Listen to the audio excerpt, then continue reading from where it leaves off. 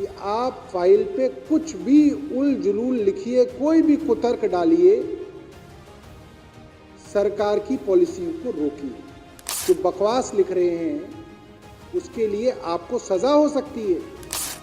आप एक सरकारी फाइल पे अपने दस्तखत से एक आईएएस अफसर लिख रहा है कि जनता पार्टी की तरफ से आशीर्वाद मिला हुआ है। छोड़िए आप अपनी सिक्योरिटी, आप अपनी सिक्योरिटी छोड़ दीजिए। सिर्फ और सिर्फ ये कुतर्क इस फाइल में नहीं दिए गए अध्यक्ष महोदय, हर फाइल में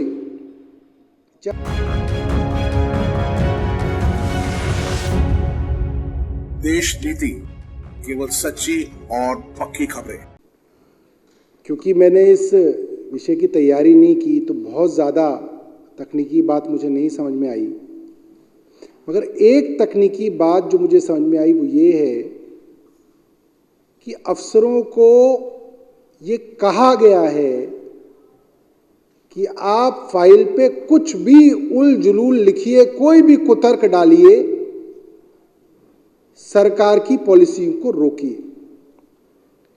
और अफसरों को ऐसे कुतर्क फाइल में लिखते हुए ना तो शर्म आती है, ना उन्हें इस चीज़ का अंदाज़ा होता है कि कल को आप फाइल पे अपनी कलम से जो बकवास लिख रहे हैं उसके लिए आपको सज़ा हो सकती है। आप क्रिमिनल काम कर रहे हैं भाई। आप अपनी प्रेमिका को प्रेम पत्र नहीं लिख रहे हैं जिसमें आप जो चाहे लिख दें। आप एक सरकारी फाइल पे अपने दस्तखत से एक आईएएस अफसर लिख रहा है और उसको भारतीय जनता पार्टी की तरफ से आशीर्वाद मिला हुआ है कि तुम जो कुतर्क लिखना है लिखो, इस फाइल पे तुम्हारा कुछ होगा नहीं। वरना हिम्मत है किसी आईएएस अफसर की कि वो फाइल पे लिख रहा है क्योंकि सीसीटीवी बसों में लग गए हैं तो आपको बस मार्शल की जरूरत नहीं है।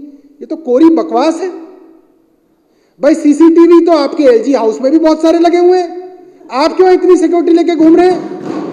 छोड़िए आप अपनी सिक्योरिटी। मैं एलजी साहब को इस सदन की तरफ से एक मंत्री होने के नाते कह रहा हूं, आपके यहां बहुत सारे सीसीटीवी लगे, मैंने देखे। और लगवाने हैं तो बता दीजिए आतिशी जी, और लगवा देंगी। आप अपनी सिक्योरिटी छोड़ दीजिए। कब छोड़ेंगे बताइए? छोड़ेंगे। और जिस अफसर ने लिखा है इस फाइल पे, वो अफसर भी एक पुलिस वाला लेके घूमता है, मैंने खुद अपनी आंखों से देखा है। वो क्यों लेके घूम रहा है? सीएस खुद अफसर लेके घूमते हैं, पुलिस के अफसर लेके घूम रहे हैं, क्यों घूम रहे हैं? वो भी छोड़ दें भाई। जहां वो रहते हैं वहां सीसीटीवी लगा हुआ है, जहां वो जिस सचिवालय में काम करते हैं वहां सीसीटीवी लगा हुआ है, दिल्ली की हर सड़क पे सीसीटीवी लगा हुआ है। आप भी अपनी सिक्योरिटी छोड़िए। ये कुतर्क कोई कैसे दे सकता है कि क्योंकि बस में सीसीटीवी लगा हुआ है तो बस मार्शल की जरूरत नहीं? मैं हैरान हूं। सिर्फ और सिर्फ ये कुतर्क इस फाइल में नहीं दिए गए अध्यक्ष महोदय, हर फाइल में, चाहे वो हेल्थ डिपार्टमेंट की फाइल हो जहां पे डेटा एंट्री ऑपरेटर्स को निकाल दिया गया, ओपीडी के अंदर बेचारे गरीबों के बच्चे ओपीडी कार्ड बनाते थे, एक फैसला किया गया, सारे ओपीडी के जो बैठने वाले डेटा एंट्री ऑपरेटर है उन सबको निकाल दिया गया। एक फैसला दिया, जो फरिश्ते स्कीम थी उसका पैसा सरकार की तरफ से रोक दिया गया। एक फैसला दिया, जल बोर्ड की जितनी पेमेंट थी, जितने ठेकेदारों की सारी पेमेंट रोक रखी है। जगह जगह जो है सीवर की, पानी की परेशानी हो रही है। सारे फैसले अफसरों के कुतर्क द्वारा दिए जा रहे हैं। और ये अफसर कुतर्क इसलिए दे रहे हैं क्योंकि भारतीय जनता पार्टी की शय है कि आप निहायत बकवास फाइल पे लिखें, कुतर्क लिखें। उन कुतर्कों के ऊपर हम सारी की सारे काम जो है दिल्ली सरकार के रोक देंगे। अब ये सिविल डिफेंस वॉलंटियर बड़े भोले भाले, हालांकि इनको इतना भोला भाला होने का हक नहीं है। ये इतने भोले भाले हैं कि इनको अभी तक यही समझ में नहीं आया कि इनकी नौकरी कैसे गई। इनको गुमराही किया जा रहा है। भैया आप ये बात डिसाइड करिए, समझिए। जिन अफसरों ने आपको नौकरी से निकाला वो अफसर एलजी साहब के आंख के तारे हैं। ये मैं पूरे विश्वास से और पूरी अथॉरिटी से कह रहा हूं। क्यों? जिस ट्रांसपोर्ट सेक्रेटरी ने इन गरीबों को निकाला, उस ट्रांसपोर्ट सेक्रेटरी को एलजी साहब ने अपना प्राइवेट सेक्रेटरी बना लिया, प्रिंसिपल सेक्रेटरी टू एलजी बना लिया सबके सामने। तो एलजी के आंख के तारे हुए ना, ब्लू आइड बॉय हुए।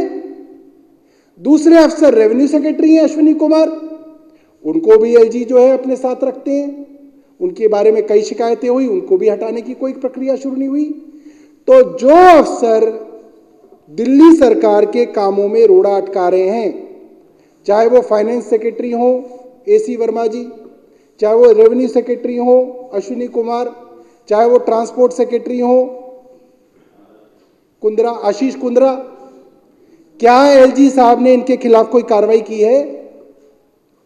क्या केंद्र सरकार ने इनके खिलाफ कोई कार्रवाई की है कि तुमने 10,000 बच्चे निकाल दिए, तुम्हारे ऊपर एक कार्रवाई की जाएगी?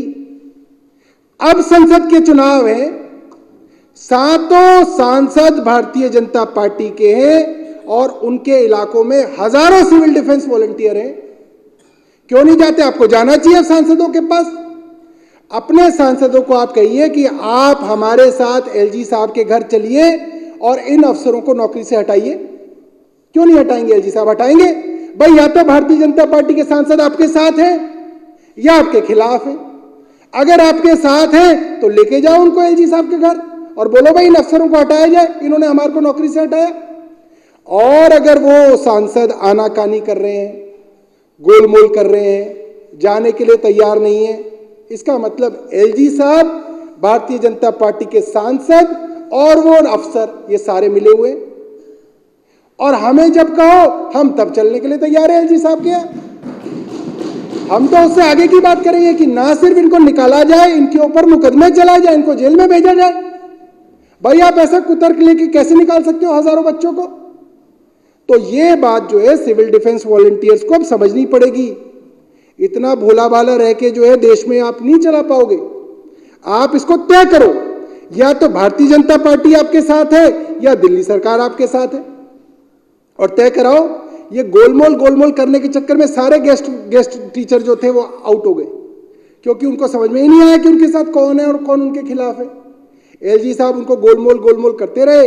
हमने विधानसभा के अंदर कई बार रेजोल्यूशन पास किए, उसके बावजूद जो है उनको नहीं रखा गया, ना उनको नंबर दिए गए। इनको ये कह के बेवकूफ बनाया गया कि आप सबको होमगार्ड की तरह से जो है ले लेंगे। और जब होमगार्ड की भर्ती निकाली है तो उसके अंदर जो है इनको कोई तरजीह नहीं दी गई है, मात्र मुझे लग रहा है छोटा सा 5 नंबर इनको दे दिए गए, उससे इनका कुछ नहीं होगा।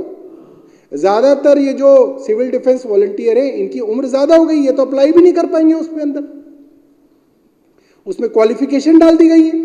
तो ये जो है सिर्फ और सिर्फ जो है सिविल डिफेंस वॉलंटियर्स को गुमराह किया गया, इनको बेचारों को बेरोजगार किया गया और इनको फिर वहां पे धरने पे बिठा दिया गया। नहीं भाई तुम जो सेक्रेटेरिएट के सामने बैठ के धरना दो। अब बेचारे देते भी रहे, बट उससे होगा क्या? जहां पे पावर है आपको उसके ऊपर जो है दबाव डालना पड़ेगा। ये आपने मुझे मौका दिया अध्यक्षा महोदया, मैं तैयारी से नहीं आया था।